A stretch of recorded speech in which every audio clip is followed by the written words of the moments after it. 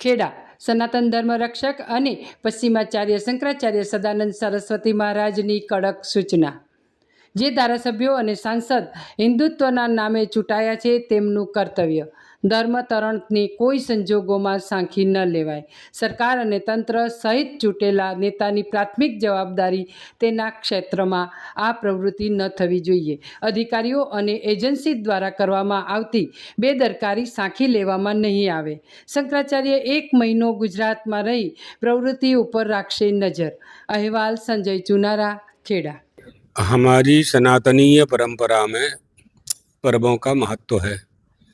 उन पर्वों में नवरात्रि के परम पवित्र अवसर पर हम हिंदू धर्मावलंबी जगदम्बा की आराधना करते हैं। उनकी आराधना से हम आध्यात्मिक शक्ति प्राप्त करते हैं। प्रत्येक मनुष्य को शक्ति चाहिए।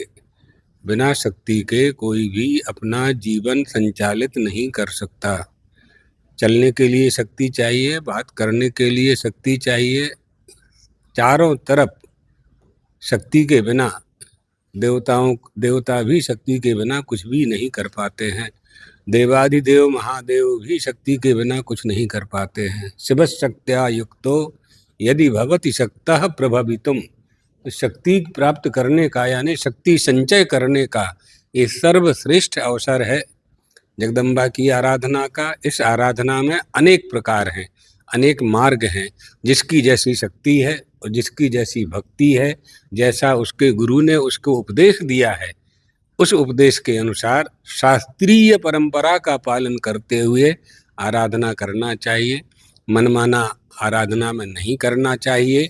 भाव की बात अलग है, लेकिन जब हम आराधना करते हैं तो वहाँ विधि और निषेध आता है। इसलिए जगदम्बा की आराधना करके हम उनकी कृपा प्राप्त करते हैं। गुजरात में तो इस नवरात्रि के अवसर पर बड़े उत्साह से लोग माँ की आराधनाएं अपने अपने कुल देवी की आराधना करने के लिए जाते हैं। जिनकी जो कुल देवी हैं उनकी आराधना का उन्हें अवसर ये प्राप्त होता है। गरबा जो होता है ये उसी का आराधना का ही प्रतीक था पहले। अभी भी जहाँ प्राचीन परंपरा से जहाँ गरबा होता है, जो नृत्य होता है, वो माता जी की आराधना ही है। लेकिन उसमें जो दूषण आ गया है वो दूषण निकालना चाहिए। उसको आधुनिकता के रंग में नहीं रंगा जाना चाहिए।